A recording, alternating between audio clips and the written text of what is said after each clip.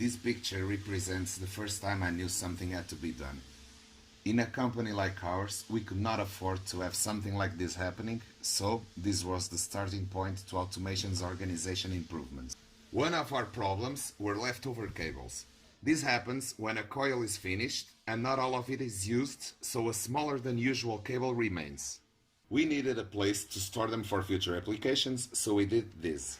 It proved not to be enough, and it took a lot of precious space, so we added a few shelves and sorted them all. That way, we gained space to better store our chains. Then, we use this board to keep record of what cables are there, so we don't spend much time searching for a cable. Then, we had another problem.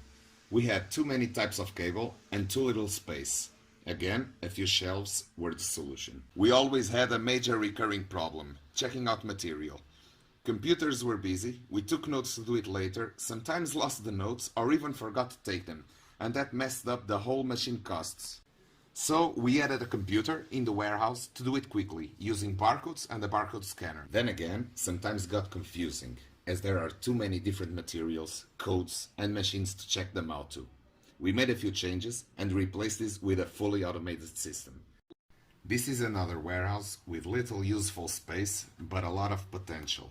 A few shelves, again, made a whole difference. This way, we gain space to store standard material we are able to build beforehand, such as some cables, partial boxes, electrical cabinet keys, and among other things. By doing this, we were able to free our workshop, getting more space to work, and hereby making people happy. This was a video tour of some of this year's improvements in space and organization. We always keep in mind something can always be improved, so it's never in a final state. An important thing to mention is to never improve in some place, messing up somewhere else. This was, of course, fixed. That's it for now. I hope you liked it, and thanks for watching.